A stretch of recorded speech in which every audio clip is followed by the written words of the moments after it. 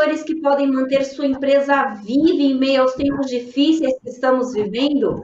Como manter o otimismo nos negócios? Para nos responder essas perguntas, o Alesp Conecta de hoje recebe o especialista em empreendedorismo, Eric Pena. Eric, seja muito bem-vindo à Rede Alesp. Olá, Melissa, é uma alegria imensa poder partilhar os conhecimentos aí com vocês. Eric, qual que é a melhor forma de diminuir o impacto da pandemia para manter as vendas e o relacionamento com os clientes nesse momento? Olha, um momento sem precedentes no país, essa pandemia que assola o mundo, e no Brasil não é diferente. Uma dica que a gente dá é que todo mundo já tem buscado se reinventar como pessoa, como empresário, como empreendedor. E para isso ele precisa pensar no propósito do seu negócio, no empreendedorismo, qual que é a verdadeira missão da sua empresa, e a partir daí descobrir qual é a dor do seu cliente e como ele pode entregar produtos ou serviços em meio à pandemia, mesmo com a loja fechada. Afinal de contas, por mais que a sua loja, o seu comércio esteja fechado, mas o seu negócio não pode estar fechado, parado. Então você tem que se reinventar como pessoa, como profissional e continuar progredindo, atendendo os seus clientes. Eric, o otimismo é um fator, é um ingrediente ali que pode ajudar tanto para o cliente se sentir seguro, quanto para os colaboradores se sentirem motivados? Com certeza, o otimismo é fundamental nesse momento. Inclusive, estudos falam maravilhas do otimismo, principalmente agora em tempos difíceis, isso é essencial. Para você ter uma ideia, um estudo da Universidade de Harvard pesquisou e descobriu, por exemplo, que os otimistas vivem até 15% a mais. Um outro estudo, junto com o Hospital Monte Sinai, dos Estados Unidos, diz que uma pessoa otimista tem 35% menos chance de ter um AVC ou sofrer um infarto. Quando a gente leva isso para o mundo dos negócios, você, profissional, empreendedor, o otimismo também impacta de forma positiva. Como, por exemplo, um estudo que a Harvard fez, acompanhando 100 profissionais durante um ano, Melissa, e depois de 12 meses o resultado veio. Os otimistas tiveram um resultado 37% maior. Ou seja, realmente, comprovadamente, cientificamente, o otimista rende mais. Até porque quem é otimista costuma ser mais criativo, vai em busca de soluções, e esse é o momento que requer muita criatividade, desde para você, como a gente disse na resposta anterior, se reinventar como empresa. Outro dia mesmo eu vi isso na prática, Melissa. O dono de um buffet de festas infantil, por exemplo, ele estava com o buffet fechado, não pode fazer festa. E aí o que ele fez? Otimismo, criatividade, proatividade. Ele percebeu e pensou no propósito do seu negócio. Não dá para fazer festa presencial. Mas então, o que eu vendo? Eu não vendo festa, eu vendo alegria.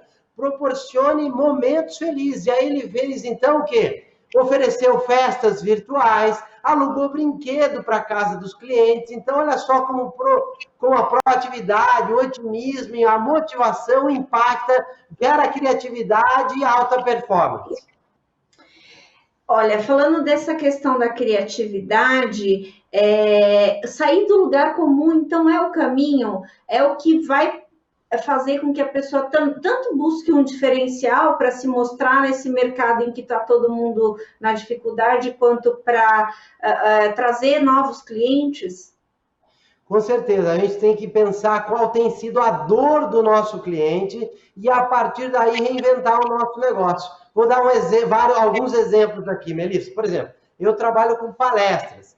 O ano passado fiz várias palestras presenciais, mas eu descobri, em meio à pandemia, que o meu negócio não é fazer palestra presencial, mas é levar conteúdo, informação, conhecimento. Então, eu precisei me reinventar e, a partir da pandemia, a gente faz muitos eventos online, palestras online, cursos online, treinamentos à distância. A mesma coisa, por exemplo, uma gráfica. Outro dia eu vi uma gráfica que produzia impressos para entregar no semáforo, divulgando produtos e serviços. E aí, com a pandemia, o menor número de carros, isso aí caiu muito. E aí, o que ele fez?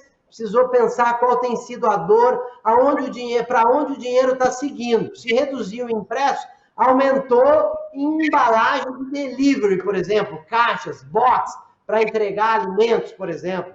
Então, quando você pensa para onde está indo o dinheiro, qual tem sido a dor do seu cliente, o que ele está buscando, fica mais fácil de você reinventar. Outro dia eu escrevi um texto que também ajuda nisso. Melissa, eu falei, a pessoa que pensa em empreender, que pensa em reposicionar o seu negócio, deve responder as 5 perguntas para si mesmo. Primeira pergunta, Melissa, que pode ajudar quem nos assiste agora, está pensando em empreender, em se reinventar, se redescobrir. Primeiro é pensar o que você gosta de fazer. A pessoa gosta, tem paixão por o quê? Segundo, ele gosta, mas o que ele faz bem? Porque fazer o que gosta é o primeiro passo, mas ele tem que fazer bem. Terceiro passo é pensar, mas as pessoas pagariam por isso? Quarta pergunta, qual é o grande diferencial do meu negócio perante a concorrência? Para a gente não ser mais do mesmo. E, por fim, a quinta e última pergunta e reflexão que ele deve fazer, já que ninguém é bom em tudo, se ele for abrir esse negócio, qual é o gap, a lacuna de conhecimento que ele não tem e que ele precisa encontrar, então, fazendo um estudo, em capacitação, ou até já vislumbrando alguém que ele precise ser parceiro ou contratar com esse adjetivo, com essa habilidade, para o negócio dele ser mais fácil de prosperar. Eric, a gente está com a roda girando aí, as pessoas estão tentando se reinventar com o carro andando, né? E aí... Trocando pneu com o carro andando, né, Melissa? Exatamente. Agora, é momento, por exemplo, de aprimorar o atendimento? Por exemplo, uma loja tradicional de roupas, que nunca teve, por exemplo, uma abertura, uma loja online. É momento dela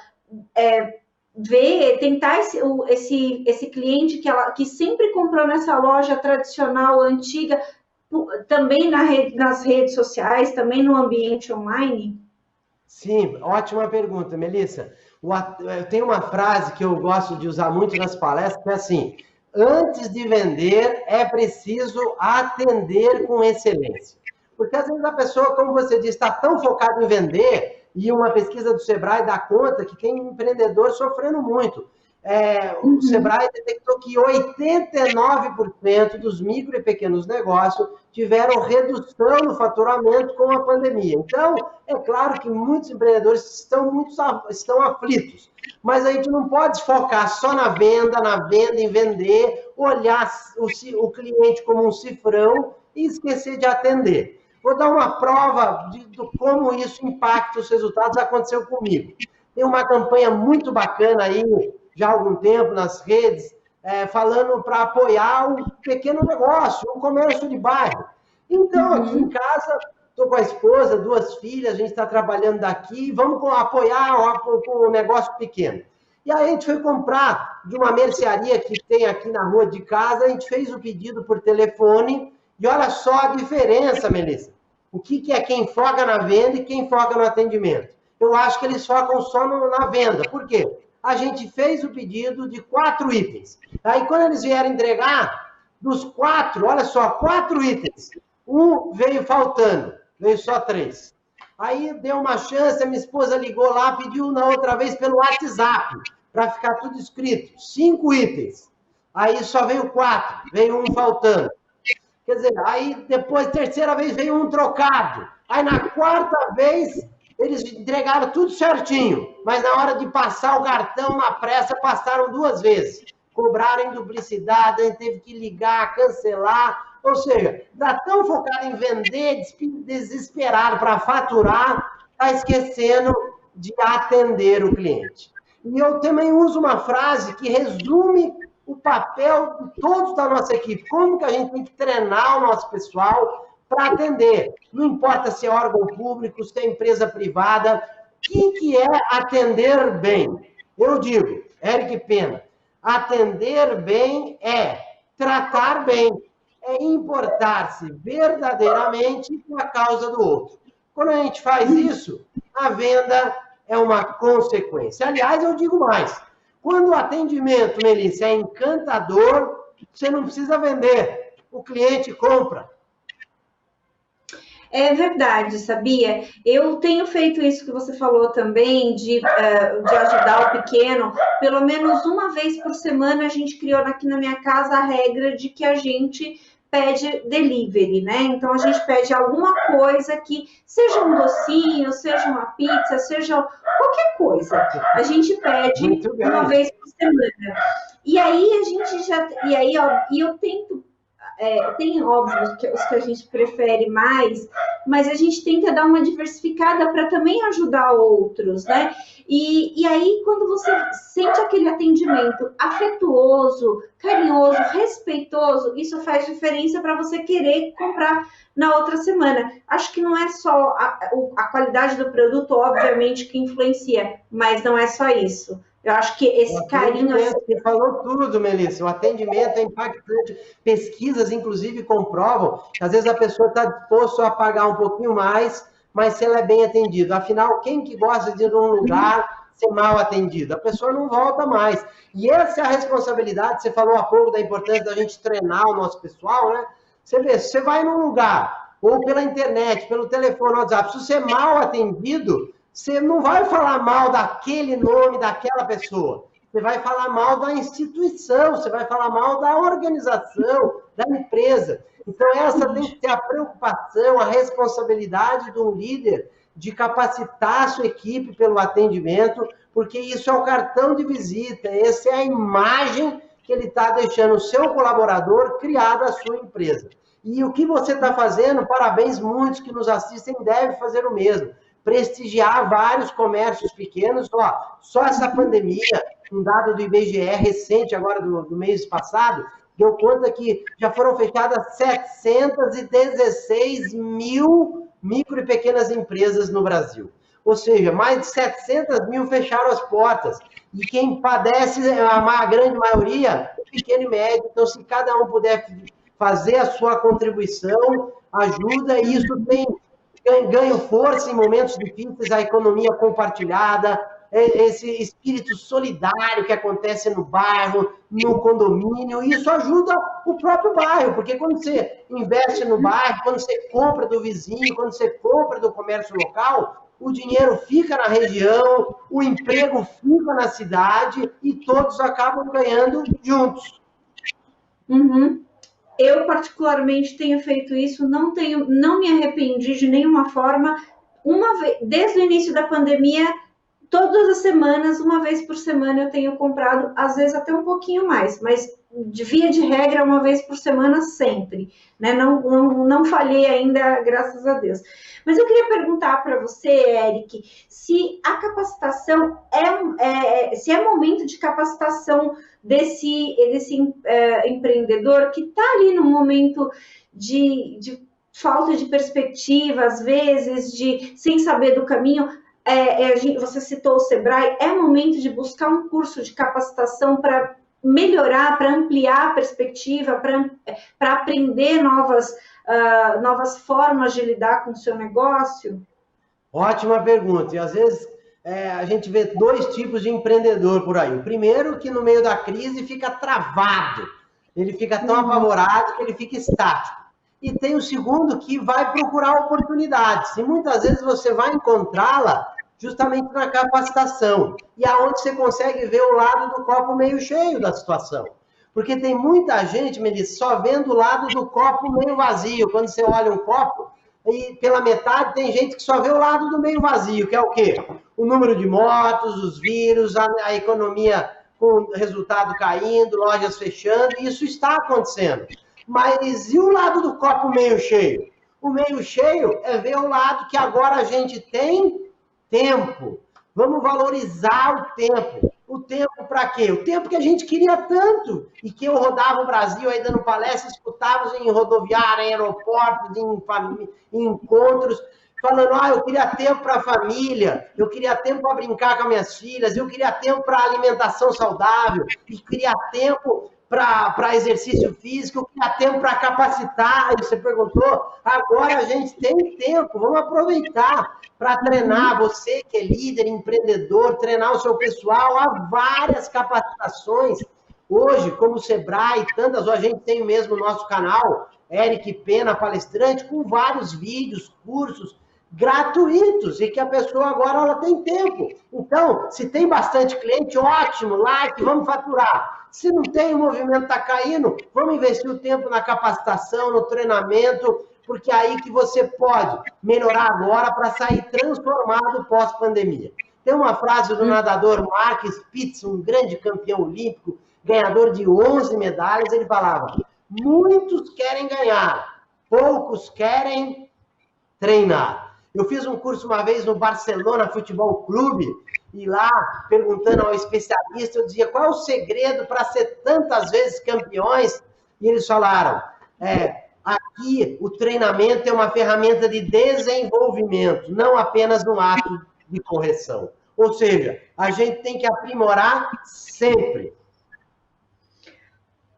Eric, a ansiedade em manter o... Perdão. A ansiedade em manter o mesmo ritmo de vendas de antes da pandemia pode ser um fator para atrapalhar aí esse andamento? Com certeza. Às vezes a pessoa está tão focada no número que ela tinha antes da pandemia que a ansiedade vira desespero.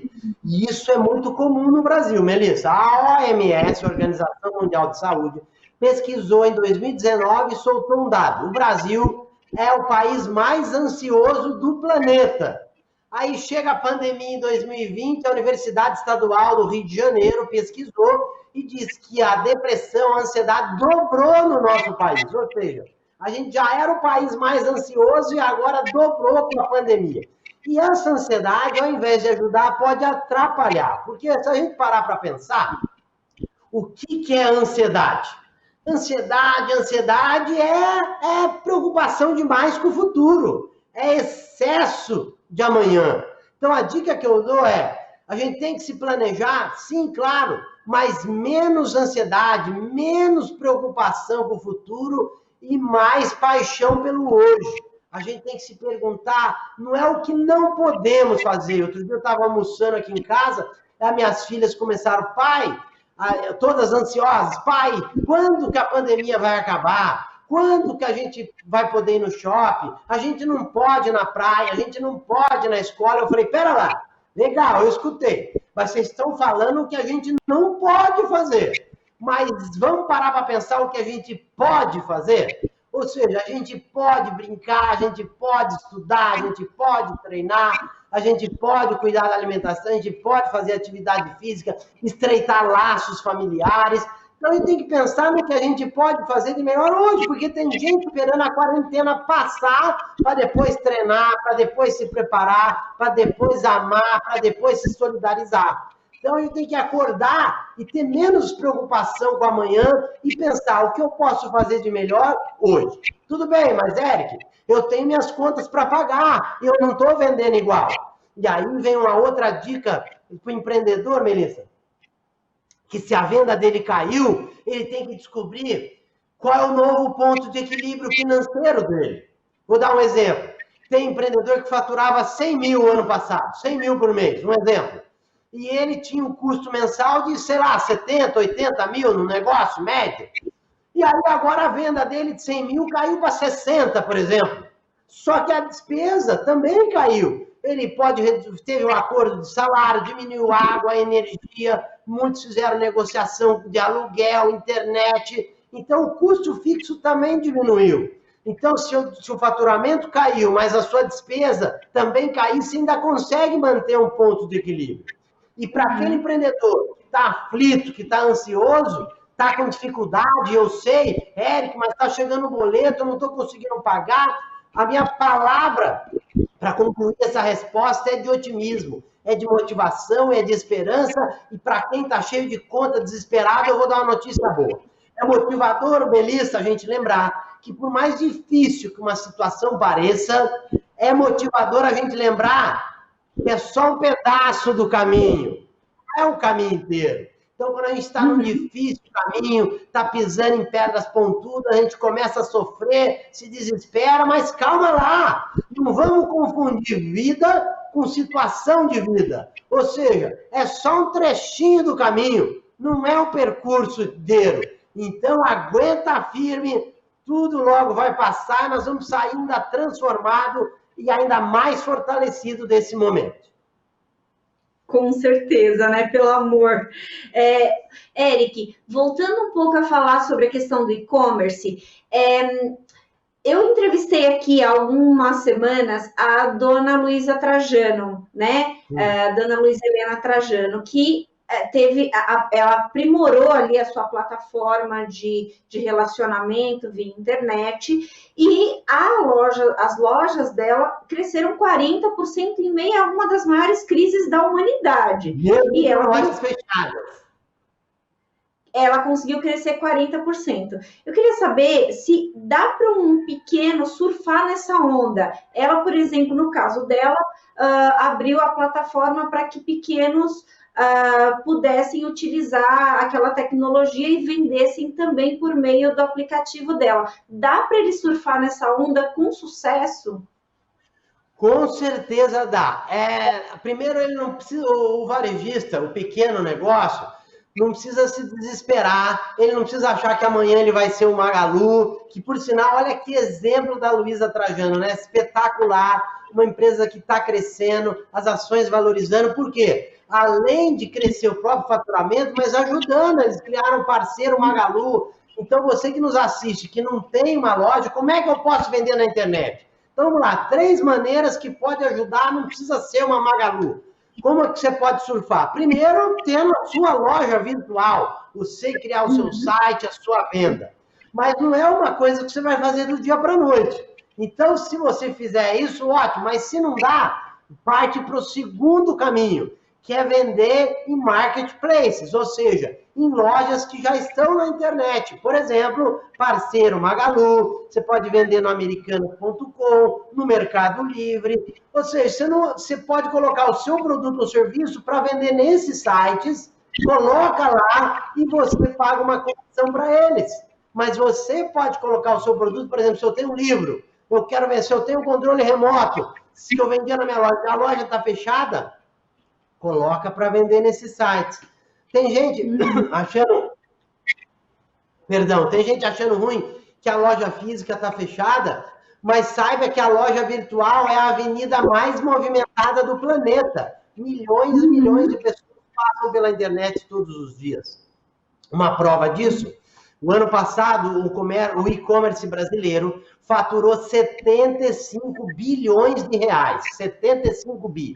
A previsão para esse ano, 2020, com a pandemia, é ultrapassar 100 bilhões. E respondendo a sua pergunta, finalizando, eu digo, tem gente que já fez isso e com a pandemia caiu o faturamento, foi para o online e já está faturando mais. Quer ver? Eu vou dar alguns exemplos aqui. Primeiro, uma moça que tinha uma loja de semijoias. Pronto, a porta fechou no shopping e aí ela zerou. Sabe o que ela fez? Foi para dentro da casa dela, pegou um cômodo, começou a postar foto de dentro da casa dela, foto no grupo do WhatsApp, foto no Instagram, Facebook, Google Meu Negócio, e aí atendia os clientes pelo WhatsApp, mandava fotos, mandava vídeo de como ia ficar a bijuteria, o brinco, o colar, e hoje, você vê, com a loja fechada, como a Magalu cresceu 40%, 45%, essa de semijoias, com a loja fechada, só vendendo de casa pela internet, já está faturando 25% a mais. Vi domingo também na TV um caso de uma papelaria que fechou as portas, caiu o faturamento 20%, começou a fazer esse trabalho online, já cresceu 35%. Não é uma coisa que é do dia para a noite, mas se você fizer de forma assertiva, logo, logo o resultado se recupera. Eric, eu, por exemplo, sou uma consumidora que não vejo obstáculo para comprar online. Compro tudo, compro roupa, compro tudo. Não tenho... Há muito tempo eu uso esse meio. Mas como é que a gente faz uma consumidora que seja tradicional? Minha mãe, por exemplo, migrar para o ambiente online. Como é que a gente convence que aquela roupa é tão boa quanto a que ela pode comprar presencialmente? É verdade. Primeira coisa, eu acho que é depoimentos de outras pessoas que já fizeram isso. Então, por exemplo, a minha mãe, quando ela viu uma amiga dela fazendo uma compra de supermercado online, ela falou, opa, se ela fez, eu também quero. Então, às vezes, mais do que postar uma coisa, olha, esse DVD aqui, por exemplo, é muito bacana, ou esse produto, ou esse produto A, ou B, X é legal. Você falar bem da sua empresa é uma coisa. Agora, outro é você contar com depoimentos de clientes que já compraram, se disseram satisfeitos, e aí isso pode inspirar. Porque um cliente falando, às vezes, convence outro cliente mais do que um vendedor. Porque ele vai desconfiar. Se o vendedor está falando, claro, ele é vendedor da loja. Então, buscar depoimentos que você já tem. Outra ferramenta que você pode utilizar hoje, a publicidade, muitas vezes na internet, não é mais só aquela propaganda. Hoje a publicidade online é o conteúdo, é o marketing de conteúdo. Mais do que fazer uma propaganda de uma camisa, de uma bolsa, de um sofá, é você postar um conteúdo daquilo, um conteúdo relevante. Isso acaba impactando você ou a sua marca, criam autoridade e o cliente começa a criar interesse, a gerar desejo para que ele também possa fazer aquela aquisição. Eric, você acha que a gente vai levar algo da pandemia, como, por exemplo, essa questão talvez mais internet, mais lojas na internet, até do relacionamento interpessoal, talvez da asepsia dos ambientes? Você acha que a gente vai levar alguma coisa? Com certeza, o ser humano tem que se transformar. Quando a gente vê em situações difíceis, é uma hora para a gente parar e pensar o que eu posso sair melhor, transformado, e aí válido para o âmbito pessoal e profissional. Quando a gente mostra uma visão empreendedora da situação, eu aconselho os empreendedores que nos assistem agora a já planejar o pós-pandemia. Então, voltando, se a gente tem tempo, vamos capacitar a si mesmo e as pessoas, o cliente interno, para pelo menos 3 tipos de cliente. Primeiro cliente que a gente vai encontrar, como você falou aí, são os protocolos de saúde, é o cliente preocupado com a segurança, com a saúde. Então, a gente não basta ser, precisa parecer, cuidar da saúde, informar a sua equipe, olha os cuidados que a gente está tomando, desde do piso, olha só o álcool gel, a luva, enfim, todos os protocolos. Não adianta só fazer, passar para o seu cliente interno, que são os colaboradores, e que eles possam informar isso aos clientes externos para que eles sintam seguros. O segundo cliente que a gente deve encontrar é o cliente mais, como você falou, online, digitalizado. Nós enfrentamos agora, durante a pandemia, essa questão online, cada um fez uma pós-graduação, a gente vai sair com um mestrado de tecnologia. Ele vai chegar mais informado, mais conectado, com mais informações, e a nossa equipe tem que estar bem preparada para o cliente não chegar lá sabendo mais que o nosso próprio vendedor. E o terceiro é o cliente que pode chegar lá com menor poder aquisitivo.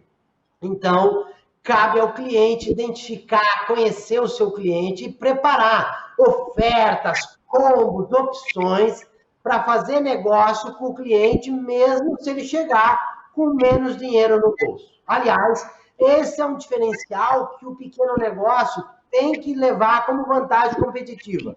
É a sua capacidade de conhecer o cliente, a sua agilidade em transformar o seu negócio mais rapidamente do que um grande negócio, que devido ao seu excesso de lojas, a sua grandiosidade, pode ter mais recurso financeiro, investimento, mas ele não tem a mesma rapidez que o empreendedor ágil e assertivo nesse momento.